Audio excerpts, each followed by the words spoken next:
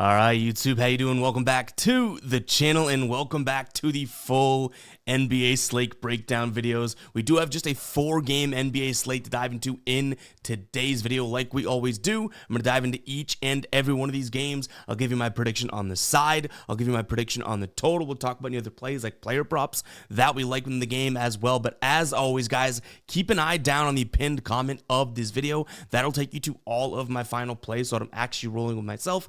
If that does interest you, absolutely free down in the pinned comment. All right, YouTube, how you doing? Welcome back to the channel. I tell you guys I'm a dummy all the time. They don't suck. They've just been sucking. Get them down to -3 for more juice than Jose Canseco in his prime. Tell me you're new without telling me you're new. So don't go jumping down my throat in the comments, right? If you want to fade me, or if you do want to ride me, it still leaves a bad taste in my mouth, right? And remember, more chins, more wins.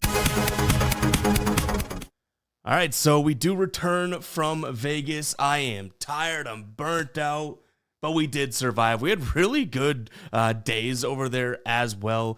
This being one that we can obviously look past. We had 1 push, 1 cash, and then 1 X. I thought that the Spurs were going to pull it out, but they got spanked by Dallas in the third quarter. That would have been nice to go 3-0, 3-0, and 2-0. But you know what? We can't complain about it. We had 2 sweeps while traveling. You do love to see that. Tyrese Maxey ends up not playing, so that is a void. But Scotty Barnes does come through for us there. So yeah, decent trip in terms of our plays. I hadn't been to Vegas before. I had an absolute blast.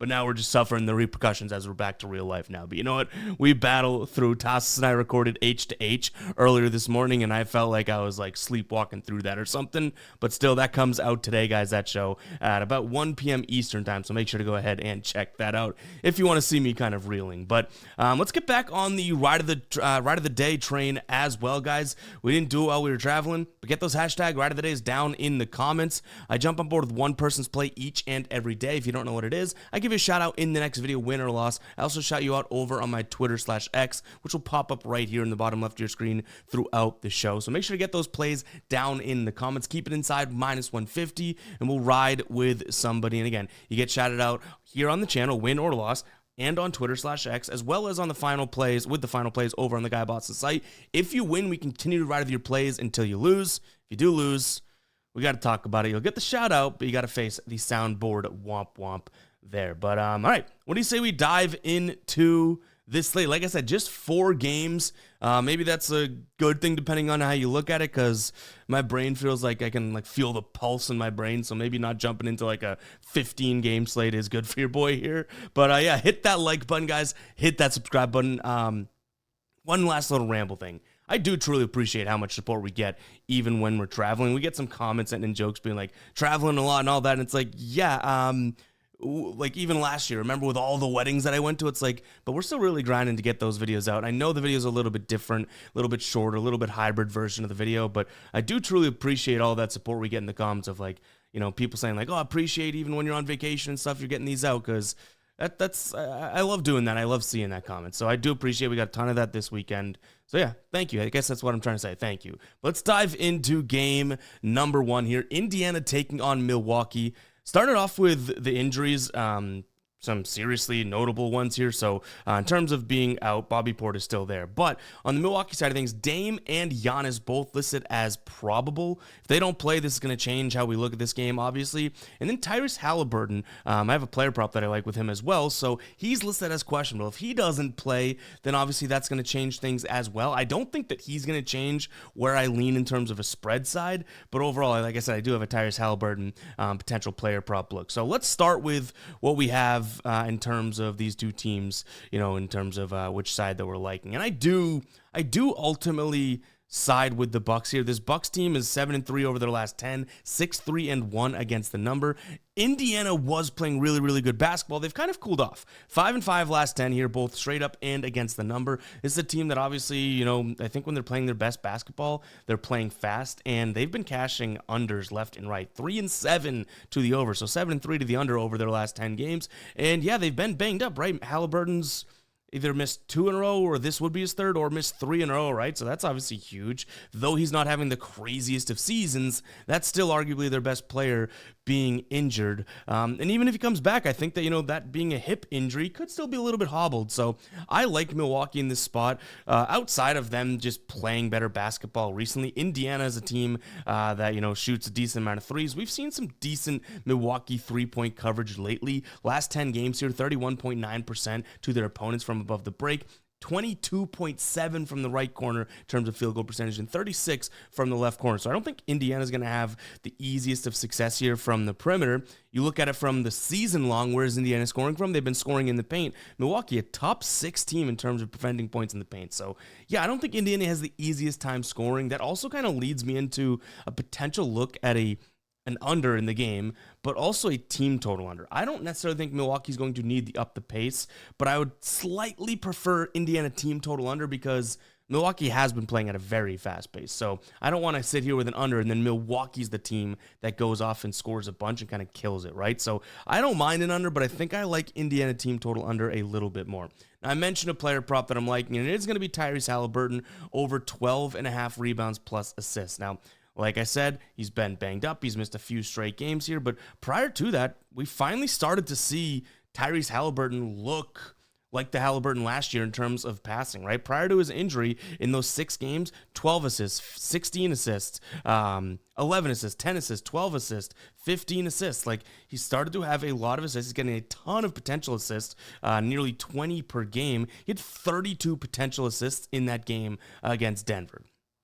His last few games here against this Bucks team, he had a decent amount. I think it was 17 potential assists, but he had 7 and 7. So rebound. We're only talking assists right now, but the stat I like is rebounds plus assists. He had 7 and 7 that cash, and then the game before that, that was in mid-November, he had 9 assists, only 1 rebound.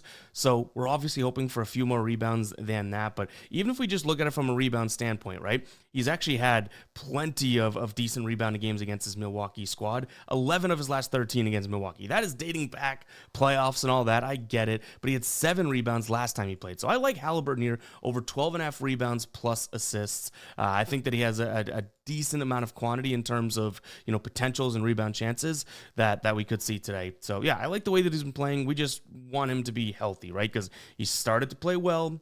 Boom, hip injury. We haven't seen him in a little bit. But just to recap there, Milwaukee and also the under/Indiana team total under and Tyrese Halliburton is what we're looking at here. And before we move on, I might as well mention the promo that we have today over on Sleeper Picks. Giannis, 0.5 points. If I like the Bucks, I think Giannis is going to contribute to that at least 1 point, right? And they're also still offering the Play 5 Get $55 deal right now. Use the link down in the description or the pinned comment, or just use code GUYBOSTON. You'll get this deal as well. Go check it out, guys. Again, that link is down below. If you don't know what Sleeper Picks is, it's really cool. You pick more or less based on player set projections. So obviously, we'd be picking more for this Giannis one. You put multiple of those plays into an entry. The more you win, the more you get paid out. It's really, really cool. And what I like about Sleeper Picks is that they have multipliers for each and every play, so they don't follow a fixed payout structure for every single slip. It's not 2 for 2 is 3x or anything like that. No, you literally can put in plays that have different multipliers and kind of works kind of like an odds-based system. So really cool, guys, if you do like player props. That link will be down below in the pinned comment as well as the description. And again, play $5 as a new customer, you're going to get $55. Boom, 11x right there. Go ahead and check it out. That link will be down below. All right, let's keep it moving here.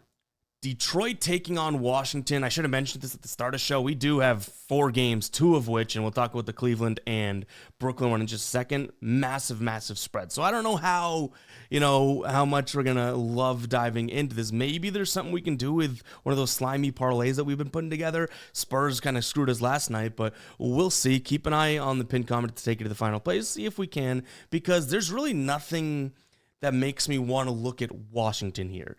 Detroit, obviously a good team, right? I think that there's still some flaws in them long-term, I would say, and even kind of recently, right? Like, they were on an absolute roll. They have lost 2 of their last 3. They beat Portland, lost to Golden State, lost to Clippers, but they were on a 4-game road trip. Now they're back home. They've been playing well on road and at home, but let's not lie and act like teams probably don't prefer to be home, right? Sleeping in their own beds and whatnot. So yeah, 15.5 is a ton, but that's probably the direction I would lean in. I don't see how Washington puts many points up on the board. Talked about this a little bit on H2H, so make sure to check that out. It was one of my plays that we ended up rolling with. Instead of that 15.5, I probably end up prioritizing and rolling with something like a Washington team total under. So kind of hybridizing, right? The total and the spread, because that spread is just massive at 15.5. But a Washington team total of under right now, you can get under 111.5, under 110.5, depending on the juice we want to pay here. This is a spot in which I don't really see Washington having the most success. Now, Detroit, you look at their season-long numbers and it's like, okay, they kind of struggle against the 3, right? But not so much as of late. And I'll show you with our dashboard because I can kind of show you this take or these stats a little bit better than explaining it. So right here, you can see Washington shooting the second most above the break threes over the last 10 in terms of frequency. Dead last in corner 3, though, and that's really important for me to note because Washington actually last 3 games and even just on the season, not all that terrible shooting, right? I mean, they have the quantity to go, and then obviously points come with quantity. But Detroit, look at this, 30.5 in terms of field goal percentage against from above the break. That's right there. That's second. That's that spot, 30.5. Where Detroit has been struggling, which may lead to some of these red numbers in terms of preventing points from 3, is the corner. 44.4% in the right corner, 43.1% in the left corner. But why do we care about that? Washington has not been shooting from the corner, so I don't really see where Washington comes in here and scores a bunch of points, even where you could maybe get Detroit defensively in the isolation, in the pick and roll. Washington, not all that great at that, right? From the catch and shoot threes. Detroit not bad at defending it, right? So it's like there's really no angles for me to say Washington scores a lot of points here. So again, kind of a hybrid approach of the total and liking Detroit to some degree. Let's just trust the defense, but also just fade the Washington offense. Give me their team total under. Again, you can get that anywhere from 109 to 111, depending on the odds you like. Maybe even think about some plus money numbers at like under 108.5. You know what I mean? That would be where we go. In terms of player props, I think Malik Beasley could be a potential look for me here. Cop kind of between his points and then, maybe his threes right now. His threes at 3.5. Blowout could hurt us here, but Malik Beasley does play fairly well in blowouts, and we've seen that multiple times this year where he plays, still 26-ish minutes in big blowout games. But the thing is, his field goal attempts go up and he starts chucking. So it seems like he's a guy that really prospers and thrives in a blowout situation. So Malik Beasley either over 3.5 threes or 16.5 points. Also something that I would consider today. But I will say I think that Washington team total under is my main look in this game. If we were to roll with something, that's definitely got a chance.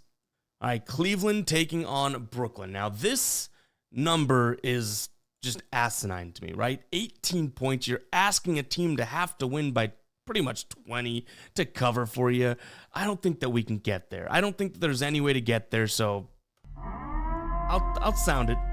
Psycho alert alarm, whatever. I mean, to me, this is a spot in which, Brooklyn probably, if you just had to take something, I'd look at Brooklyn, right? This is a Brooklyn team that is positive on the year against the number. So is Cleveland, though. But 18, is Cleveland good enough to do it? For sure. Would you really be comfortable having that in your pocket at game time? Like, you got to go in by 19 points for this to even be considered a win, and even still, you'd have to sweat it out? I don't know. Like I said, I sound in the psycho alert alarm. Maybe I'm the crazy person in the room, but I'm going to lean towards Brooklyn here. Last time they played, 13-point win for Cleveland. Okay, well, they would have covered, and that was 2 weeks ago? The time before that, though, you got me there, right? 130 to 100, something like that, so Cleveland obviously covered. The time before that, though, 105 to 100. So 2 of the 3 meetings, Cleveland's are good. Cleveland's probably going to win this game, but it's a huge number for Brooklyn, like I had mentioned. And even Brooklyn over their last, few games against the spread here, they've been getting some big numbers and covering them, some small numbers and not been covering them. They haven't been positive. So if you really want to make the argument, for Cleveland, then go for it. But to me, that's just too many points. Give me Brooklyn if I had to roll with something. Total's up to 229 now. I know the graphics is 227.5. By the way, not to tease it, but my favorite player, my favorite look in this game is a player prop, which we'll get into in just a second. Where I'd go in terms of a total here is maybe a Cleveland team total over. I don't see Brooklyn's defense being able to step up to the plate here, and just throwing the fact that if Cleveland's going to win by 18 points, there's got to be some sort of, if if they're projecting Cleveland wins by around that, at fair odds type of thing, it's like you got to imagine they're going to put up a number. Like, it's going to be really hard if this is a low scoring game for Cleveland to win by damn near 20, right? So I like their team total over. That could be a spot, but I think kind of what comes in lockstep with that is my favorite play in the game, and definitely a strong chance of being a final play, is going to be Evan Mobley over 25.5 points plus rebounds. Don't mind his over 28.5 rebounds and points, rebounds, and assists either. Both of those are viable to look at. I think as of right now, though, I am kind of prioritizing points and rebounds. He's hit it in 8 of his last 10, which is obviously good to see, right? Averaging nearly 28 points plus rebounds over that stretch. He scores 21% of his points cutting to the hoop, which is where Brooklyn ranks dead last in the league. 15th in transition. They're 4th worst. He's gonna shoot a ton at the rim. 64% of his buckets come down there in the restricted area, and Brooklyn 21st at covering that. We've also seen guys ranked similar players against his Brooklyn team hit 90% of the time in their last 10 years. So yeah, I do like the spot. I do like the idea of Evan Mobley, even if this is a blowout, kind of contributing to that. So that's going to be my favorite look in that game. Should have mentioned it earlier, that dashboard we showed when we looked at the Detroit game with Washington is over on the Guy Boston Sports site. You head over to the members area, you can go to NBA Dashboard. I believe we're logged in right now. Yeah, and you're going to get this dashboard each and every day. Broken out as a visual breakdown of the game, pulling from multiple sites. So it's really a one-stop shop. Obviously, you can take this and then go in different places and kind of confirm some stuff, but we have what I would consider everything to start your research process right here, each and every game. You get the PDF. I traveled this week, and I tell you guys what I like to do is when I'm traveling, print these bad boys out. I can make some notes in the blank area and all that. Just a little, I don't know why that's fun for me, but it is. But again, if you guys want access to this, GuyBostonSports.com, top right there is going to be members. Head to the members dashboard. If you do not have access, right, and you're not logged in, this is what you will see. It's going to obviously be like, hey, hold on, you need a membership. View membership levels. You can pick whichever one you want. Right now, I would definitely offer the all sports one as my piece of advice, because the MLB dashboard is launching soon, and that will be the exact same price as what you're getting the all sports dashboard at right now. And this locks you in. If you continue your subscription, you stick with the price that you joined at. So sure, you can go NBA for $2.99, and then if MLB rolls around, which this dashboard is coming out so well, that's obviously going to be something that if you want, it's like, well, why are you going to pay? I don't know, I'm just telling you guys, why are you going to pay like $3-4 extra when you can just get them all at that $4.99 price? So yeah, up to you guys. Go ahead and check it out again, GuyBostonSports.com, members area. Consider becoming a Guy Boston member there and getting access to the dashboard on the website. All right, Pelicans taking on the Clips. I feel like I just have against, I don't want to say Pelicans playing, decent basketball, but decent compared to what they were, like 4-6 for them in their last 10. If we just rewind, what would you say, 2 months? It's like, okay, maybe they're playing well, but they've played some tough competition. LA, Houston, Memphis, Lakers, LA, right? Right at the middle of them being really good. It's like, this team's been playing some tough teams. So I'm almost sitting here being like, without Norm Powell, I don't know if I trust, and that's what, 20 points a game type of thing. I don't know if I trust the Clips against this New Orleans team, especially given the fact that they played earlier in the year, and this is a tight one. Only a 3-point win for the Clippers. I think that spread was 4.5, something like that. We saw the Clippers have Norm Powell. He went for 35 points, and they still only won by 3. So, yeah, there was no Kawhi in that one, if I'm not mistaken. But still, like, there's something fishy about this Clippers team laying that number against the Pelicans at home. So, is it warranted to drop the cycle alert alarm? I'm not sure, but I kind of like New Orleans cover the number. But I think what I like more than anything is a potential look at a low-scoring game. And this is going to get kind of trippy because almost seems counterintuitive, but I also don't mind New Orleans team total under, because then that starts to make sense to me where the Clippers sort of edge comes into play. I don't care that they don't have Norm Powell. I don't need them to score a bunch of points or anything like that. All I want is the Clippers defense to step up and rise to the occasion, which I believe should be the case. They're a decent defense down low, right?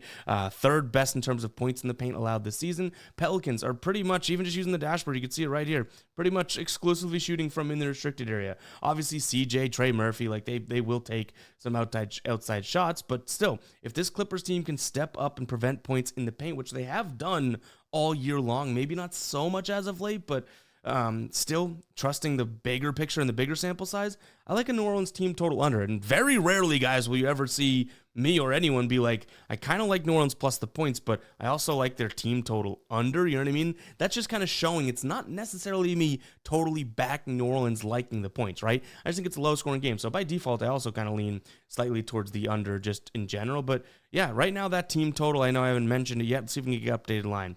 Under 110.5 was it? If I have, maybe let's see what he got.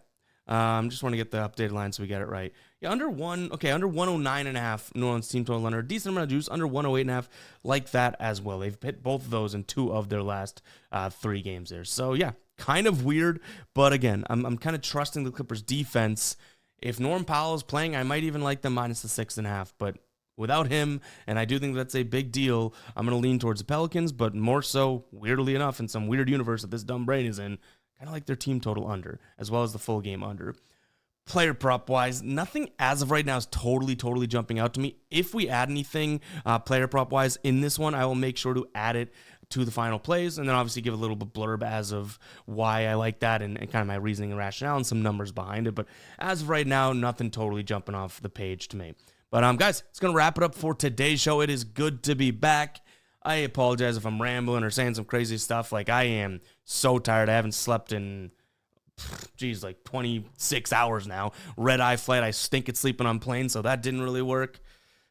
It is what it is, though. We're living life to the fullest. Appreciate you guys for tuning in. If you made it this far in the video, go ahead and comment 21. You're about 21 minutes in, maybe a little bit more, but I do truly appreciate it. We'll catch you guys in the next one, all right? Peace out.